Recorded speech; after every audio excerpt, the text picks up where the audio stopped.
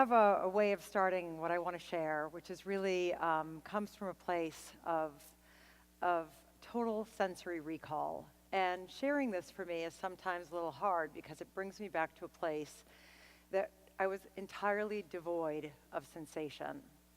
And in trying to describe how you can feel caught in your own body and relaying that to other people is a little hard. If you've ever had an experience of a total sensory recall, it feels a little like someone speaking to you and you can't answer. Imagine someone saying, "Are you okay? Are you okay?" And you want to say you're okay, but you can't. I was trapped in my own body. All I was just basically a shell. It was Christmas Eve. I was in Courchevel in the French Alps skiing. And when my body completely shut down, all of a sudden I couldn't walk. I could not move my right hand. I could not speak. But I was there. I didn't pass out. I hadn't lost consciousness. I could hear and see the world around me, but I could not function. Later on, days later, back in the United States, at a top hospital in Boston, test after test revealed that I'd actually had a stroke. A tear in my carotid artery caused plaque to blast into my brain, and I lost use of my right hand. I couldn't speak. And it turned out that that was actually a condition caused by a variety of things, probably altitude, but mostly by my very long neck. And I like to say that it's probably the only time I'll ever be compared to a ballerina or a basketball player. So, go figure, I was 25 and I'd had a stroke. That was the beginning of my new beginning. The treatment, other than a daily aspirin and some blood thinners, the treatment was to reconnect and to recover my body. The first flash that I was back in my body, that I was connecting my brain to my shell, actually happened at the hospital in Boston when a friend came with just the kindest of intentions, a little bottle of shampoo, her strong hands. And she knew that I had not only had a stroke and had all sorts of things happen to me, but I also had a spinal tap that leaked. And that leaked spinal tap meant I couldn't move my head. I couldn't lift my neck. And she took her strong fingers and just, with a little bottle of shampoo, started to wash my hair. And I still, to this day, can recall the feeling and the touch of her fingers on my scalp and the intense, incredible, vital smell of that herb mint as it kind of wafted out of the bottle. And it was that moment that I actually started feeling alive again. That simple moment of energy and sensorial connection that came from smell and touch. The sound of the water, the feeling of her hands on my head. I knew I'd be okay. It was also in that moment that I recognized the power of touch, scent, and smell have on our ability to reconnect our bodies with our head and our heart that can be a driver to living a more healthy and positive life. It was in that instant of a simple beauty routine, a friend's gesture to make me feel better with something as basic as soap and water, that made me realize the power that each moment of self-care has. You know, we wash our hands, we put cream on our face, we wash our hair, our bodies. It's all done sort of mindlessly. And I feel that these moments actually have the capacity to enhance more than just our appearance, to do more than just clean our bodies, that they really are moments to connect our emotional well-being, our happiness, our health, our longevity. So I did recover. And slowly but surely, and within a few weeks of the episode, I was back at Columbia, getting my MBA at Columbia Business School. My background had been in the beauty space, so I was interested in that area. I'd worked in New York, I'd worked in Tokyo, helping traditional, large, renowned beauty companies spread a big message of beauty that really focused on the exterior, the outer shell of beauty that holds our heart. This experience opened my eyes to an opportunity that, not only because of my background in beauty, my particular set of skills, but probably mostly because of this health episode, this crisis that I'd experienced. I guess nothing happens for a reason. I certainly wouldn't want to be caught in that sort of sensory tunnel of losing all of my ability to speak and touch. But in some ways, certainly looking back, I'm very grateful for the gift that it gave me. So within months of recovery, I began researching and formulating an idea that would eventually become my company, Red Flower. I set out to transform the world of beauty, that big industry of beauty. And I wanted to transform it into an experience that focused on the inside, not the other way around. I committed to cracking the code of unleashing our inner beauty, of igniting our senses, and recovering and finding a way to look at beauty through an empowered, unique lens. As I pursued this idea, I became aware of the impact that nurturing the senses has on the body, the mind, the emotions, as a predictor to health, happiness, and longevity. The more I explored, the more clinical evidence I found on how the senses could make a difference with conditions such as stress, anxiety, fatigue, memory, immune disorders, the health of our very cells. The more I learned, the more I realized that this was not just an idea, but actually something that could be a different approach. This was back in 1999, when beauty was really just about beauty, and nobody really paid attention to the potentially very toxic ingredients or the overall effect on the body that was being produced. I knew right away that I was onto something much bigger than me, much bigger than the intense entrepreneurial journey that I was embarking on. I'm going to cite a couple of studies. One in particular that was of interest came from Harvard Medical School, which shows how human touch, parents' touch at an early stage of an infant's life, can determine the baby's capacity to thrive and develop. Babies deprived of touch exhibit lasting cognitive, emotional, and behavioral traits such as muteness, blank facial expression, and social withdrawal. We have 2,500 nerve endings on the tip of our fingers. Your hands really are your tools.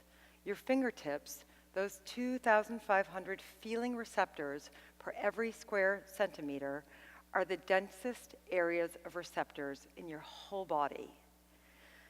From the Miami Miller School of Medicine, touch itself appears to stimulate our bodies to react in very specific ways. The right kind can lower blood pressure, heart rate, cortisol levels, stimulate the hippocampus, an area of the brain that is central to memory, and drive and release a host of hormones and neuropeptides that have been linked to positive and uplifting emotions. The physical effects of touch are far-reaching. Another interesting study by the cognitive neuroscientist Mark Beeman at Northwestern University talks about insight and creativity.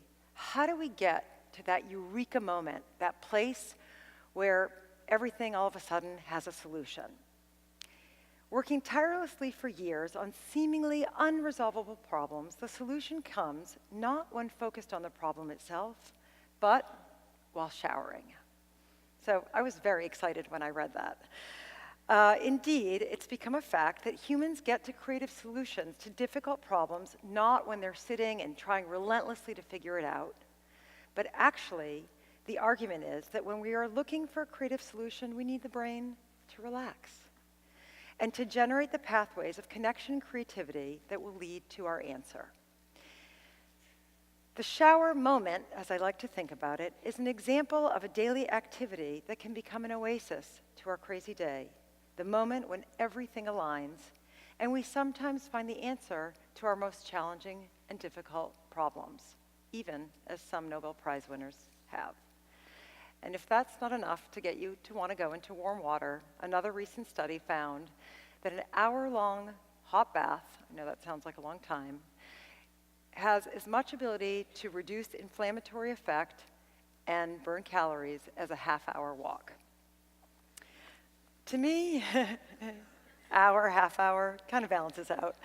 I like baths. So the place, I guess, that I'm most fascinated by is the studies on aroma that I've read over the years. And the way that we smell, the way that humans smell things, is it's directly through our sort of piece of our brain that's kind of sitting in our nasal passage right here. And when you inhale, you immediately feel different. You feel brighter, you feel better. It goes directly into your limbic system, no thought required. Ingredients like rose can treat depression and anxiety. Lavender can deliver higher test performance results as a memory aid and can improve sleep. A Johns Hopkins study in 2014 found that lavender essential oil at the bedside was associated with significant lower blood pressure and a higher sleep score, with researchers concluding that lavender aromatherapy can be an effective sleep aid. A recent study from Korea on teen anxiety and stress found that a simple aromatherapy support lowered stress levels in saliva tests. These are just a few examples on the power of engaging the senses in our life on a daily basis. So my family's out there somewhere wondering, why is she talking about showering? Why am I spending so much time on this? Well, because you should shower. So yes, you should shower, and not for cleanliness only, but to have that shower moment. The clinical evidence is simply to remind us of the opportunity that these moments present. Every moment we spend taking care of our bodies is not a routine chore we do mindlessly. It is a moment that we can access our ability to connect, to decompress, to access our better humanity. Why? So we can show up as our best version without the interference of stress and disconnection. This is an offset to our very cluttered and very stressful world. As I mentioned earlier, I set out to transform the beauty industry, to disrupt the trillion-dollar industry into an experience from an inside out and not the other way around. Reigniting my senses, turning my world upside down, became the founding platform for my company, Red Flower. So now that I know the table's here, let's see if I can get a slide. So Red Flower is about 17 years old, a little more, and I really created it for that very same purpose, to reignite and reconnect our senses with our brain so that we can feel alive, engaged, connected. But that's not all. I really want to have a company that had at its core and essence a commitment to the people that we worked with, to the way that we sourced ingredients, to the way that we manufacture and process everything that we do. It's really at its core about being regenerative. So these actions and decisions that happened in some way over 17 years ago have been aligned with an intention and desire to harvest a kind of beautiful gift, to draw from within, and also to give a sustainable, respectful, and responsible way of putting product in the world. My journey has become, I guess really about being present, about being aware and intentional in everything that I do personally and professionally. As part of doing that, Red Flower really has become a model for social enterprise.